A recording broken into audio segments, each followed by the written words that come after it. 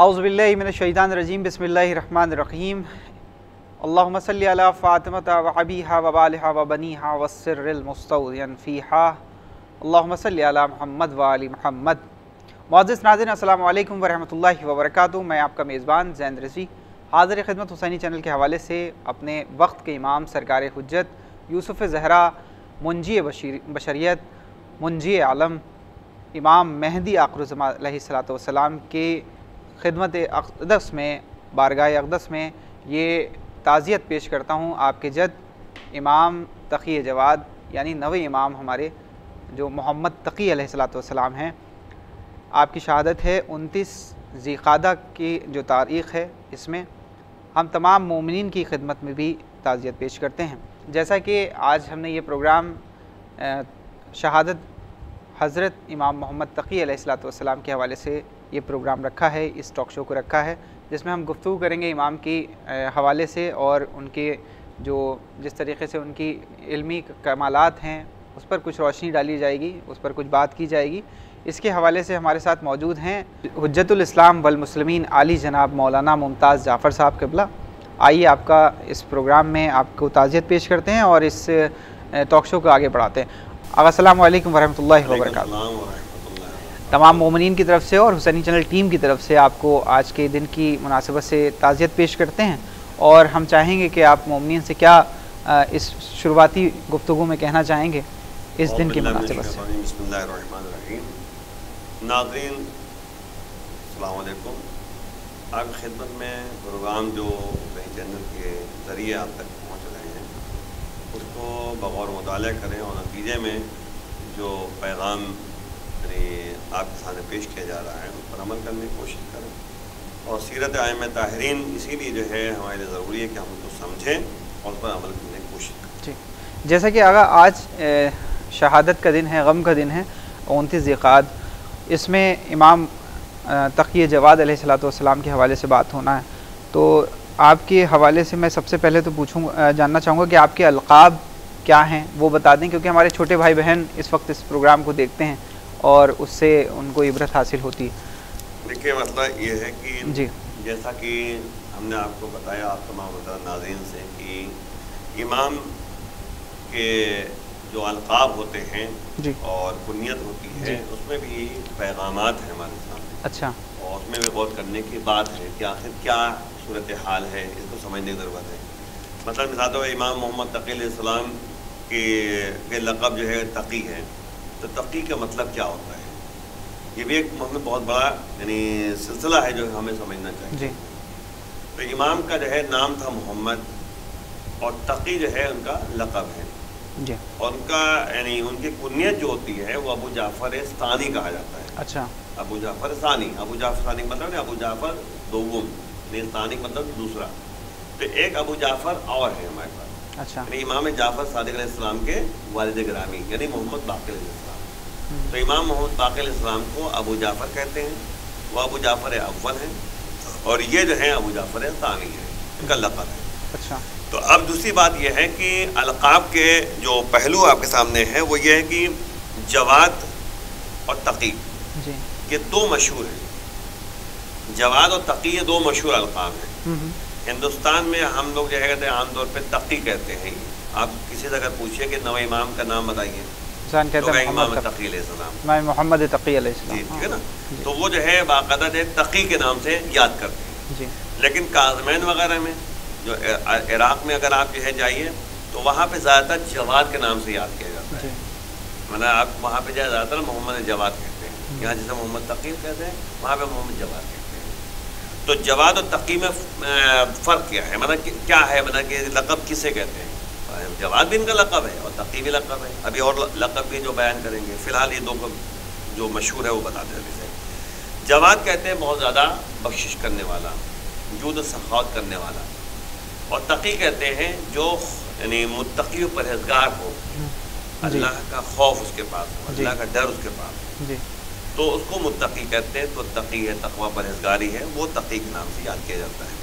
इसी तरीके से जो है यहाँ पर और अलक़ाब जो आपके सामने है वो ये कि क़ाने कहते हैं क़नाअत पसंद, यानी जो क़नाअत करते हैं, क़ाने होते हैं। जाहिर सी बात है कि हमारे पास जो है جتنا پیسہ ہے اسی پہ قانے رہیں، اس کو قناعت کہتے ہیں۔ تو امام محمد تقی الاسلام کا لقب جو ہے قانے بھی ہے، مرتضیٰ بھی ہے۔ مرتضیٰ کہتے ہیں اللہ کی رضایت پر راضی رہنا، یقیناً یہ باقاعدہ جو ہے کہتے ہیں کہ اللہ کی رضایت پر راضی رہنا، اللہ کی مرضی کے مطابق عمل کرنا، اس کو مرتضیٰ کہتے ہیں۔ اسی طرح جو ہے آپ کی خدمت میں عرض کیا، نجیب کہتے ہیں، نجیب کہتے ہیں جو پاک و پاکیزہ ہوتا ہے۔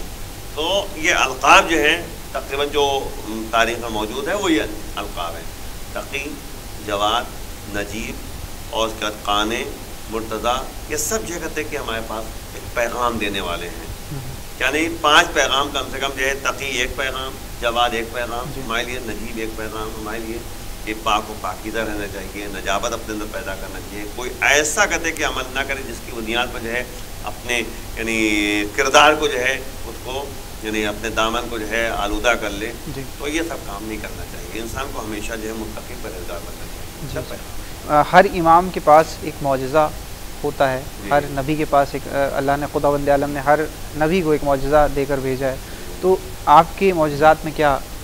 دیکھیے مسئلہ کیا ہے کہ کیونکہ پیغام یعنی پروگرام آپ کا مطلب مختصر ہوتا ہے، پیغامات جو ہیں جلدی آپ کے سامنے کہ دیکھیے مسئلہ کیا ہے کہ محمد تقی علیہ السلام کے پاس جو کرامات تھی اور باقاعدہ معجزہ بھی تھا۔ وہ قالین شیر کا جو ہے معجزہ جو ہے امام رضا السلام کے بارے میں جو ہے موجود ہے، اسی طریقے سے امام محمد تقی علیہ السلام کے بارے میں بھی معجزہ پایا جاتا ہے، اچھا، کہ انہوں نے باقاعدہ جو ہے قالین کی طرف اشارہ کیا، ٹھیک ہے نا، یہ بھی ہے۔ اس کے بعد کرامات میں یہ ہے کہ مثلاً ایک شخص نے کہا کہ یعنی فلاں نے جو ہے کہتے کہ آپ کا لباس مانگا ہے نا، آپ جو ہے کہتے اپنا لباس دے دیجئے، وہ اپنے کفن میں رکھنا چاہتی ہے، تو اس کا جو ہے امام نے کہا کہ نہیں اب ضرورت نہیں ہوتی۔ تو جب یہ اپنے گھر پہنچا تو پتہ چلا 15 دن پہلے اس کا انتقال ہو گیا۔ اب آپ غور کیجیے اس طرح کے کرامات، یعنی علم غیب کا علم یقیناً۔ اگر میں چاہوں گا کہ آپ یہ بھی بیان کر دیں کہ آپ نے اپنے والد محترم کے ساتھ کتنے دن گزارے ہیں، کتنے دن ساتھ رہے ہیں امام؟ اب مسئلہ وہی ہے کہ دیکھیں سیدھی بات یہ ہے کہ امام کے جو دوران امامت ہے، جی آپ غور کیجیے کہ ٹوٹل عمر کتنی تھی امام؟ 25 سال، جی ٹھیک ہے نا۔ 8 سال کی عمر میں جو ہے امام، تو آپ 25 سال میں جو ہے 8 سال آپ جوڑ نکال دیجیے، کتنے بچے؟ بھائی ظاہر بات ہے کہ 17 سال بچے، جی۔ تو یہ 8 سال تقریباً جو ہے مولا اپنے والد گرامی کے ساتھ رہے، ٹھیک ہے نا۔ تو اب مسئلہ یہ ہے کہ امام جو ہے 8 سال کی عمر میں ان کو امامت کا درجہ ملا۔ امامت کو مطلب امام تو بھائی بچپن سے امام ہوتا ہے، لیکن اس کی بات یہ ہے امام بچپن سے امام ہوتا ہے، جی۔ تو اس کے بعد جو ہے امامت کا جو ہے جوہر جو امام نے دکھایا ہے اور جس کے نتیجے میں جو ہے امام دھیمے دھیمے جو ہے آگے بڑھے ہیں، وہ واقعہ ہے جو کہتے ہیں آپ کے سامنے موجود ہے کہ ایک دفعہ مامون رشید کی سواری جا رہی تھی، جی، ٹھیک ہے نا، تو تمام کہتے ہیں کہ بچے جو ہیں جو کھیل رہے تھے وہاں چلے گئے اور محمد تقی علیہ السلام وہیں پہ کھڑے رہے، وہاں سے نہیں ہٹے۔ تو اس کا جو ہے مامون رشید نے یہ کہا کہ آخر سب بچے چلے گئے، آپ کیوں نہیں گئے؟ یعنی 9ویں امام کے دور میں مامون رشید بادشاہ تھا۔ مامون رشید جو ہے دیکھیے مسئلہ کہ امام کی جب ولادت ہوئی ہے، جی، جب محمد تقی علیہ السلام کی ولادت ہوئی ہے تو امین جو ہے کہتے کہ آپ کی ولادت کہاں ہوئی ہے؟ ولادت کہتے مدینے ہوئی۔ اچھا، آپ کی ولادت مدینے ہوئی ہے، اور جو آپ کے والد محترم یعنی امام علی رضا علیہ السلام ہیں، آپ وہاں آپ ہیں طوس میں؟ وہی ہوا نا کہ جب امام، دیکھیے مسئلہ کیا ہے کہ جب امام رضا علیہ السلام کو جو ہے مامون رشید نے بلایا تھا باقاعدہ، جی، وہاں پہ مدینہ سے بلایا تھا، جی، اور امام رضا السلام کے بارے میں یہاں تک تاریخ موجود ہے کہ جب مامون رشید نے جو ہے امام رضا علیہ السلام کو وہاں سے بلایا ہے تو امام بار بار جو ہے کہ رسول کی قبر پہ جا کر گریا کرتے تھے، بار بار جاتے تھے، سلام کرتے تھے، زیارت کرتے تھے، پھر چلے جاتے، پھر باہر جاتے تھے، یہاں تک کہ اپنے خاندان والوں کو بیٹھا کر جو ہے ان سے رخصت ہوتے تھے، گریا کرتے تھے، اور سب سے کہتے کہ یہ سب گریا کرنے لگے، سب کو کہا کہ دیکھو یہ آخری ہماری جو ہے آخری سفر ہے، اب واپس نہیں آنا ہے، یعنی اتنا کہتے امام نے جو ہے باقاعدہ سب کو بتا دیا۔ تو امام جو ہے باقاعدہ خراسان آئے تھے، ان کو زبردستی ولی عہد بنایا گیا، یہ بھی تو معاملہ ہے نا، زبردستی ولی عہد بنایا گیا۔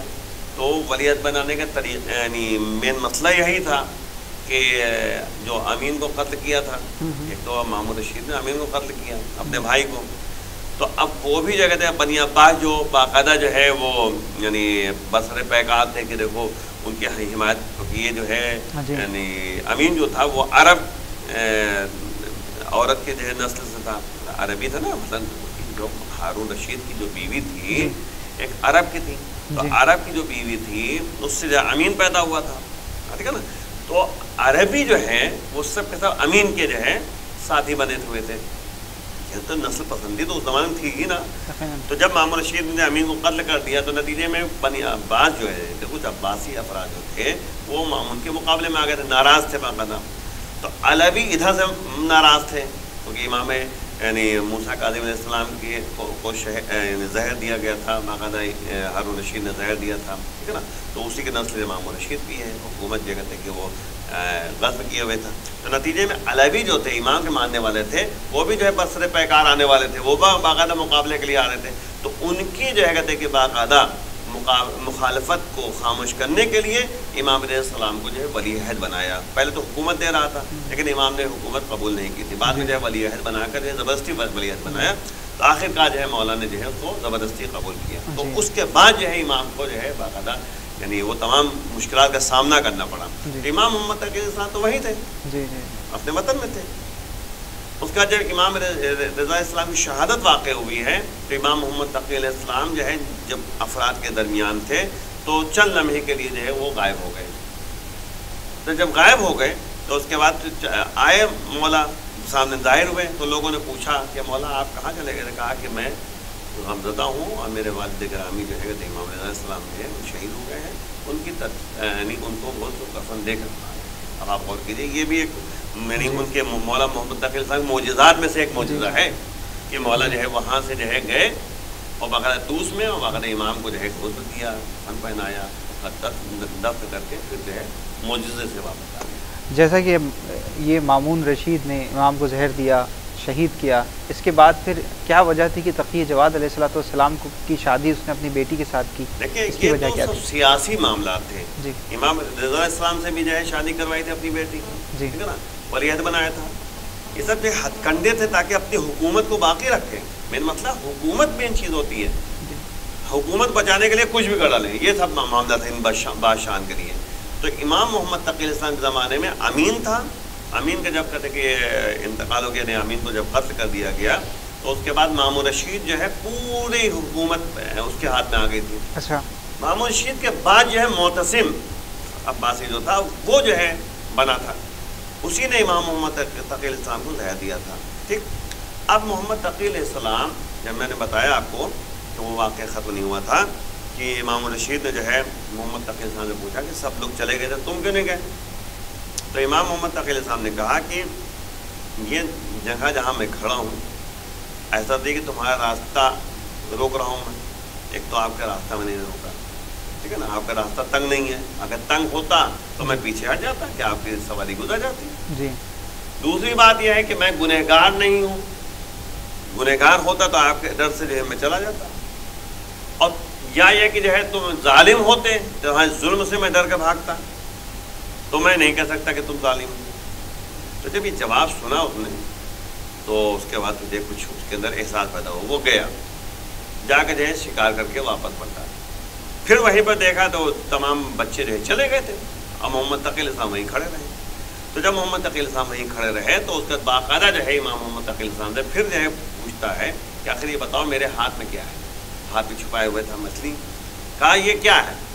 تو اس کے بعد محمد تقی الاسلام نے جواب دیا، کہا کہ جو ہے اللہ نے زمین و آسمان کے درمیان جو ہے کچھ مخلوقات کو پیدا کیا ہے اور بادشاہان وقت اس کا شکار کرتے ہیں اور جو خاندان رسالت کے ہوتے ہیں ان سے امتحان لیتے ہیں. تو اس طرح سے امام نے جو ہے باقاعدہ تمام تفصیل سے جواب دیا. اس کے بعد یہ کہا کہ مچھلی، تو اب جو ہے اس کو سمجھ لیا. تو نتیجے میں جو ہے امام نے اس کو دربار میں بلایا. اب اس کے ذریعے جو ہے اس طریقے سے امام دربار میں پہنچے. امام کو دربار میں بلایا گیا. امام کو دربار میں جب بلایا گیا تو بنی عباس کے درمیان جو ہے اس نے کہا کہ امام رشید نے کہ ہم اپنی لڑکی ام فضل کی شادی محمد تقی سے کر رہے ہیں. تو عباسی جو افراد تھے ان لوگوں نے باقاعدہ جو ہے مخالفت کی، کہا کہ بچے کے ساتھ جگہ تھے کہ آپ اپنی اچھی خاصی لڑکی کی شادی کر رہے ہیں. یہ بچہ ہے، اس کے پہلے تعلیم و تربیت کا بندوبست کیجیے، کچھ مطلب سیکھ لیں، پتہ نہیں کیا ہے، پڑھے لکھے ہیں بھی نہیں ہیں۔ امام الرشید نے کہا کہ تم لوگ اس سے مقابلہ کر سکتے ہیں، یہ بہت علم والے ہیں۔ تو باقاعدہ جو ہے کہتے ہیں کہ وہ یحییٰ ابن اقسم کا جو ہے واقعہ آپ کے سامنے ہے، جو باقاعدہ جو ہے ان کو مقابلے کے لیے، مناظرے کے لیے بلایا گیا۔ اب مناظرے کے لیے کیا بلایا گیا، اب اس کو بھی جو ہے وقت نہیں ہے، یقیناً آپ مختصر میں بیان کر سکتے ہیں۔ جی جی جی۔ تو یحییٰ ابن اقسم، تو بنی عباس جو تھے، عباسی جو افراد تھے، ان لوگوں نے جو ہے امام الرشید نے جب یہ کہا جملہ، تو اچھے اس زمانے کے قاضی القضات کو پکڑ کے لے گئے۔ قاضی القضات کہتے ہیں کہ تمام قاضیوں کا قاضی، یعنی سب سے بڑا قاضی جسے کہتے ہیں، قضاوت کرنے والا۔ تو اس قاضی کو بلا کے لے گیا، یحییٰ ابن اقسم کا نام ہے۔ تو یحییٰ ابن اقسم نے جو ہے باقاعدہ اپنے حساب سے بہت اچھا سوال کیا تھا کہ اب اس میں الجھ جائیں گے امام محمد تقی علیہ السلام، جواب نہیں دے پائیں گے، تو سوال کیا۔ تو مولا نے جو ہے اس میں 22 شقیں نکالی، 22 شقیں نکالی۔ مثلاً جو ہے ظاہر سی بات جلدی صاحب کے سامنے پڑھ دوں۔ سوال کیا یحییٰ ابن اقسم نے کہ اگر کوئی شخص حالت احرام میں شکار کر لے تو اس کا کفارہ کیا ہے، یہ سوال کیا۔ تو امام نے کہا کہ آپ کا سوال ناقص ہے۔ اب سوال ناقص ہے تو کیا ہے؟ تو مولا نے کہا کہ دیکھو 22 صورتیں ہیں، جب کہا سوال ناقص ہے تو ناقص جب کہا تو یحییٰ ابن اقسم نے کہا کہ آپ ہی سوال کیا مطلب ناقص ہے۔ تو امام نے کہا اس میں 22 شقیں ہیں، 22 صورتیں ہیں۔ جلدی صاحب کے سامنے شکار حلم میں تھا یا حرم میں تھا، یہ سوال کرو نا۔ تب حالت احرام میں جگہ تھے کہ وہ حالت احرام میں حلم میں جو ہے شکار کیا ہے یا حرم میں کیا ہے۔ حل اسے کہتے ہیں جو حرم کے دائرے سے باہر ہو، حرم کے دائرے سے باہر ہو، جو مکہ کے ایریا جو ہوتا ہے اس کے باہر، حرم میں ہو۔ اور دوسرا سوال یہ ہے کہ شکار کرنے والا مسئلے سے باخبر تھا یا نہیں تھا، یہ بھی سوال ہے نا، یہ جانتا نہیں جانتا تھا، ایسی مطلب کہ انجانے میں کام کر دیا۔ عمدن شکار کیا ہے یا دھوکے سے شکار کیا ہے، یہ بھی تو ہوتا ہے، جان بوجھ کے کیا ہے یا دھوکے سے کیا ہے، یہ بھی سوال ہے۔ آزاد وہ شخص تھا یا غلام تھا، اس کے بعد بالغ تھا یا نابالغ تھا، پہلی مرتبہ شکار کیا یا یعنی بار بار شکار کرتا تھا، پرندہ تھا یا کوئی اور جانور تھا، چھوٹا تھا یا بڑا تھا، نادم تھا یا اصرار کر رہا تھا اپنے کام پر، اور اس کے بعد رات کے وقت میں تھا یا دن کے وقت میں کیا تھا شکار، حج کا احرام تھا یا عمرے کا احرام تھا۔ تو مولانا جو ہے اس طرح سے 22 صورتیں پیدا کی۔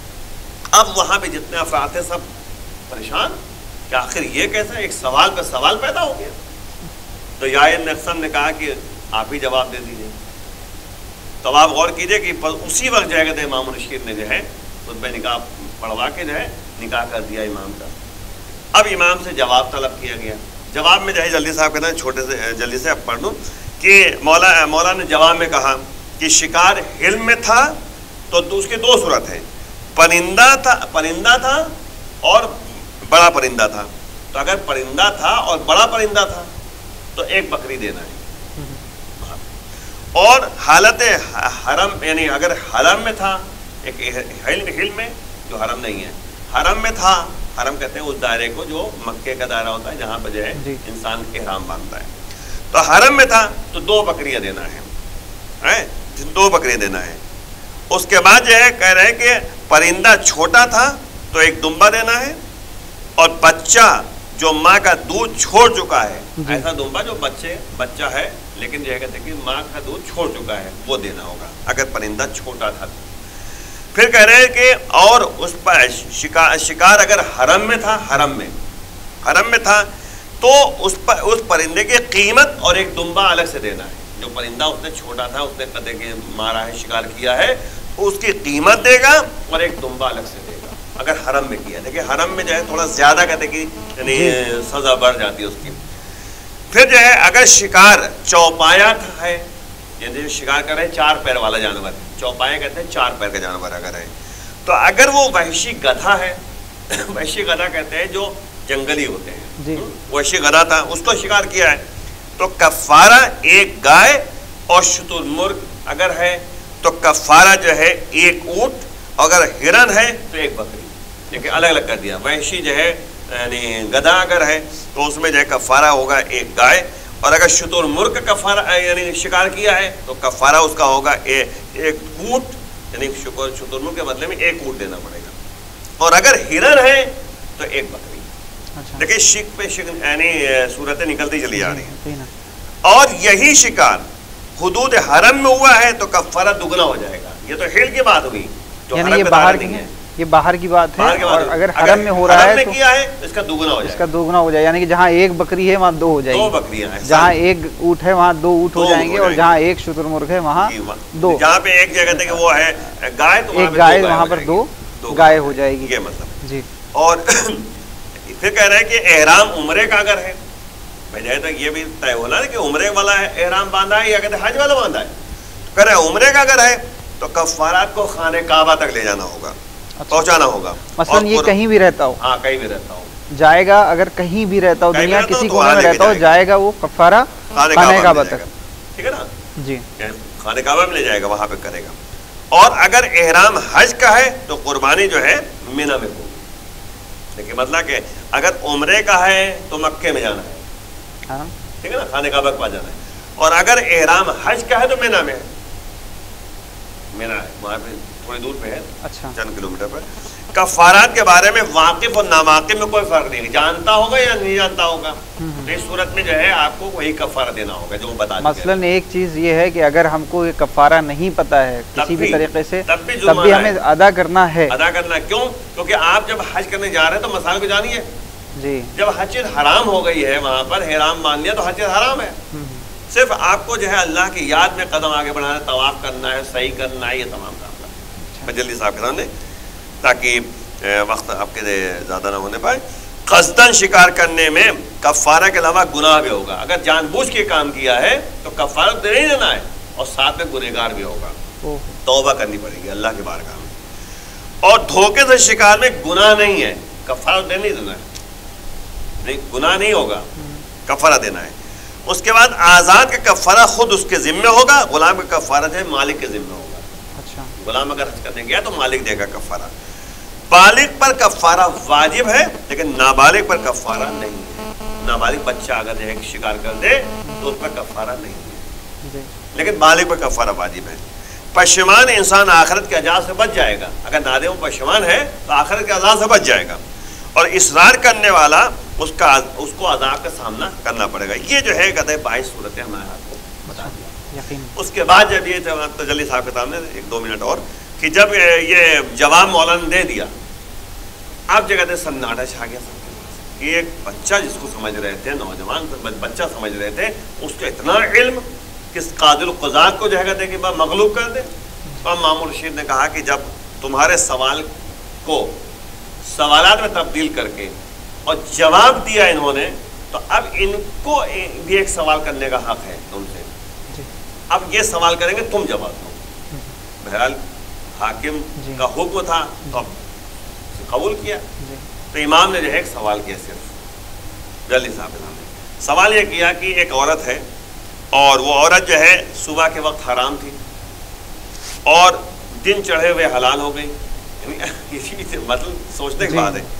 پھر ظہر کے وقت حرام ہو گئی, پھر عصر کے وقت حلال ہو گئی, پھر مغرب کے وقت حرام ہو گئی, پھر جو ہے عشاء کے وقت حلال ہو گئی, ہے نا, پھر جو ہے آدھی رات کو حرام ہو گئی, پھر صبح کے وقت حلال ہو گئی.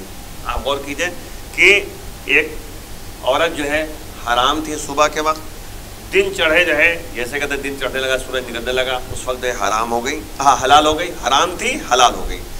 ظہر کے وقت حرام ہو گئی, پھر عصر کے وقت پھر حلال ہو گئی, مغرب کے وقت پھر حرام ہو گئی, عشاء کے وقت پھر حلال ہو گئی, آدھی رات کو پھر حرام ہو گئی, صبح کے وقت پھر حلال ہو گئی. ٹھیک ہے نا. یعنی اس کا جواب بھی امام نہیں دیا, امام نے جواب دیا. آخر میں جو ہے وہ سناٹا چھا گیا, جو وہ جواب نہیں دے پایا. تو خود اس نے جو ہے یعنی معذرت کی کہ مجھے جواب ہی نہیں آتا. تو امام نے جواب دیا جلدی صاحب کے سامنے, بس 1 منٹ کے اندر. جو حرام تھی, جیسے میرے ہاتھ میں کسی کنیز تھی میرے اوپر حرام تھی, میں نے اس کو خرید لیا, حلال ہو گئی. میں نے آزاد کر دیا, حرام ہو گئی. اس شخص نے آزاد کر دیا, حرام ہو گئی. پھر اس کے بعد جو ہے اس سے شادی کر لی, عقد کر لیا, حلال ہو گئی. پھر زہار, صیغہ زہار جاری کر دیا. صیغہ زہار اسے کہتے ہیں کہ کوئی اپنی بیوی کے لیے کہے, بیوی سے کہے کہ تمہاری کمر جو ہے میری ماں جیسی ہے یا میری بہن جیسی ہے, محرم جو ہوتے ہیں ان کی جیسی بنا دے تو وہ زہار کہتے ہیں اسے. اچھا، یعنی کہ کوئی شخص اگر اپنی زوجہ کو کہہ دے اپنے کہ تمہاری کمر میری اماں جیسی ہے, اچھا, تو وہ حرام ہو جائے گی, کفارہ دینا پڑے گا. پھر اس کا جو حرام ہو گئی تو کفارہ دے دیا, حلال ہو گئی. اس کا پھر طلاق دے دیا, حرام ہو گئی, رجوع کر لیا, حلال ہو گئی. وہی بیوی, وہی عورت جی جی کبھی حلال ہو رہی, کبھی حرام ہو رہی ہے. یقیناً 8 مرتبہ جو ہے حلال, 4 مرتبہ حلال ہوئی, 4 مرتبہ حرام ہوئی. اب آپ دیکھیے کہ مولا نے جو ہے کس طریقے سے جو ہے کہتے کہ جواب دیا. کہا کوئی معمہ نہیں ہے, یہ جواب ہے, شریعہ احکام ہے. تو اس کے بعد سناٹا چھا گیا, آخر میں جو ہے کہتے کہ لوگ نادم پشیمان ہو گئے. تو یہ مولا ہمیشہ جو ہے کہتے کہ جوابات میں آگے رہے اور غلبہ جو ہے ان کا رہا. یقیناً, کیونکہ ہو بھی کیوں نہ, کیونکہ جہاں یہ ذکر ہو رہا ہے کہ میرا پہلا بھی محمد, اولا محمد, حسن, جی جی, سب کے سب جب محمد ہوں تو یقیناً علم بھی ویسا ہی ہوگا. اور ہم چاہیں گے کہ کیونکہ آگے یہ شہادت کے اوپر یہ پروگرام منعقد کیا گیا حسینی چینل کے حوالے سے بچوں کے لیے خاص کر, تو آپ کی شہادت کے حوالے سے بھی بیان کر دیں مختصراً, اور اس کے بعد پھر کیا پیغام دینا چاہیں گے آپ, وہ بھی اسی میں پیغام مسئلہ کیا ہے کہ بادشاہان وقت بنی عباس بنی امیہ ہمیشہ جو ہے کوشش میں لگے رہے کہ حکومت کے جو ہے لالچی تھے یہ سب کے سب, حکومت اپنے قبضے میں رکھتے تھے. اس کے نتیجے میں جو ہے اماموں کو قتل کرتے تھے, امام کو جو ہے شہید کر دیتے تھے. اور نتیجہ یہی ہوا کہ معتصم عباسی جو ہے, میں نے بتایا نا کہ مامون رشید کے بعد جو ہے معتصم عباسی جو ہے حاکم بنا, اس نے جو ہے امام کو زہر دیا اور زہر دغا سے شہید کیا ہے. تو یہاں پہ جو ایک مولا کا ایک قول بھی نقل کرتا چلوں تاکہ جو ہے یعنی ایک قول صرف, تاکہ جو ہے مولا کے پیغام جو ہے لوگوں تک پہنچ بھی سکے. مولا نے فرمایا ہے کہ مومن کو 3 چیزوں کی ضرورت ہے. 3 چیزیں مولا کے پاس, یہی ایک جملہ تاکہ مقصد کے اندر بات ہو جائے. مولا کہہ رہے ہیں کہ یعنی مومن کو جو ہے 3 چیزوں کی ضرورت ہے. ایک خدا کی توفیق, یعنی انسان کو اگر کامیاب ہونا ہے تو توفیق الہی کی جو ہے درخواست کرے, یعنی اللہ سے درخواست کرے, خواہش کرے کہ اللہ توفیق دے کسی کام کرنے کی. توفیق کا مطلب ہوتا ہے کہ اللہ کی مدد شامل ہے. اور دوسری بات یہ ہے کہ اپنے نفس کی طرف سے موعظہ, موعظہ کہتے ہیں وعظ و نصیحت, یعنی اندر سے وعظ و نصیحت کو جو ہے قبول کرے. دیکھیے مسئلہ کیا ہے کہ اندر سے ایک آواز آتی ہے کہ غلط ہے, اللہ سے یعنی اندر سے ایک آواز آتی ہے یہ غلط ہے, تو اس کو چھوڑنا چاہیے. وعظ و نصیحت اس سے کہتے ہیں. اندر سے آواز آتی ہے یہ صحیح کام ہے, اسے کرنا چاہیے. تو یہ ہے موعظہ, وعظ و نصیحت قبول کریں. تیسری بات مولا فرما رہے ہیں کہ دوسروں کی نصیحت کو بھی قبول کریں. یعنی اگر جو ہے قرآن کچھ کہہ رہا ہے, نبی کچھ کہہ رہے ہیں, امام کچھ کہہ رہے ہیں, علماء کچھ کہہ رہے ہیں, اس کو ماننا چاہیے. تو یہ مولا نے جو ہے فرمایا کہ 3 چیزیں آپ کے لیے ضروری ہیں اگر واقعا مومن بننا چاہتے ہیں. ایک تو اللہ کی طرف سے توفیق ہو, دوسرا کہ اپنے اندر سے وعظ و نصیحت کو حاصل کریں, تیسری بات یہ ہے کہ لوگوں کے نصیحتوں کو قبول کریں. اگر یہ صحیح معنوں میں تینوں باتوں کو قبول کر لیتا ہے تو واقعا مومن بن جاتا ہے. اس لیے جو ہے ضرورت ہے. لیکن ایک بات آپ کے سامنے یعنی ناظرین سے کہہ دوں کہ نبی کا ایک قول ہے, نبی کا ایک قول ہے کہ سیاتی زمان اللہ امتی, میری امت پہ ایک ایسا زمانہ آنے والا ہے. کب کہا تھا؟ اس وقت کہا, 1400 سال پہلے, کہ لوگ جو ہے علماء کو دیکھ کر اس طرح بھاگیں گے جیسے بکریاں اور بھیڑ جو ہے بھیڑیوں کو دیکھ کے بھاگتی ہیں. یہاں آج دیکھیں علماء کوئی بات کہنا چاہ رہے ہیں تو کچھ عوام میں ایسے افراد ہوتے ہیں وہ علماء کی بات ماننے کے لیے یعنی تیار نہیں ہوتے, اور علماء کو دیکھ کر ادھر ادھر جو ہے بغلیں جھانکنے لگتے ہیں اور ہٹنے لگتے ہیں. تو وہ نبی کا قول یہاں پہ ہے. تو مولا فرما رہے, نبی فرما رہے ہیں فیضا کانا کذالک, جب ایسا زمانہ آ جائے گا صلت اللہ علیہم, ایسے کو اللہ مسلط کر دے گا کہ جس کے پاس نہ علم ہوگا نہ حلم ہوگا, اور نہ کہتے کہ انسان کے پاس جو کہتے کہ علم ہوگا. علم و حلم نہیں ہوگا, یعنی علم حلم کا مطلب ہوتا ہے کہ علم نہیں ہوگا تو جاہل ہوگا, ٹھیک ہے نا, اور حلم نہیں ہوگا یعنی غصہ جو ہے اس کا سامنے ہوگا, بس غصے پہ جو ہے کام کرتا رہے گا. تو اس لیے جو ہے یعنی ضرورت اس بات کی ہے کہ علماء کی باتوں کو سنیں جو کہ واقعاً جو ہے کہتے کہ وہ چاہتے ہیں کہ دوسروں کو یعنی نصیحت کریں, ان کو یعنی احکام الہیہ سے وابستہ کریں اور متوسل ہو جائیں قرآن اور اہل بیت اطہار علیہم السلام. آقا بہت بہت شکریہ, ہم شکر گزار ہیں اور تعزیت پیش کرتے ہیں آپ کو ایک بار پھر سے مومنین کی طرف سے اور حسینی چینل ٹیم کی طرف سے بھی. بہرحال تسلیت و تعزیت پیش کی جا رہی ہے تاکہ جو ہے کہتے کہ اسی شہادت کو یاد کر کے جو ہے مظلومیت کو بھی یاد کیا جائے اور ان کی سیرتوں کو یاد کر کے اپنی یعنی اپنے کردار کو سنوارا جائے اور ان کے بتائے ہوئے راستے پہ چلا جائے۔ تو ناظرین آپ دیکھ رہے ہیں حسینی چینل، یہ تھے ہمارے ساتھ حجت الاسلام والمسلمین علی جناب مولانا ممتاز جعفر صاحب قبلہ، جو کہ اس وقت ہم سے شہادت امام تقی جواد علیہ السلام کے حوالے سے بات کر رہے تھے۔ ہم اپنے چھوٹے بھائی بہنوں سے یہ گزارش کریں گے کہ اس پروگرام کو غور و فکر کے ساتھ دیکھیں تاکہ اس سے عبرت حاصل ہو سکے، اور جو پیغام الہی جو امام کے ذریعے اور ائمہ معصومین علیہ السلام کے ذریعے ہم تک پہنچایا گیا ہے، اس پر ہم سب عمل پیرا ہوں اور اس پر کوشش کریں کہ ان سب باتوں کو ہم سمجھیں تاکہ ہمارے مستقبل اس سے بہتر ہو سکے۔ یعنی شہادت کا دن ہے، غم کا دن ہے، ہم اپنے بچوں کو آج کے دن جس امام کی بھی شہادت ہو اس حوالے سے ہم اس امام کے جو پیغامات ہیں، جو اقوال ہیں، اس کو بتائیں، کیونکہ بچے اس کو سمجھیں اور اپنے مستقبل میں اس کو کام میں لا سکیں، جس سے کہ ان کا مستقبل بہتر بن سکے۔ پالنے والے کی بارگاہ میں دعا کرتا ہوں کہ ہم سب کو تعلیمات اہل بیت علیہ السلام سے پروردگار روشناس رکھے، اور جو تعلیمات اہل بیت علیہ السلام ہے اس پر ہمیں عمل پیرا ہونے کی توفیق برحمت فرمائے خداوند عالم بحق طٰہٰ و یاسین۔ اب اپنے میزبان زین رضی کو دیے اجازت، اس امید کے ساتھ کہ پھر حاضر ہوتا ہوں ایک نئی شخصیت کے ساتھ۔ والسلام علیکم ورحمۃ اللہ وبرکاتہ۔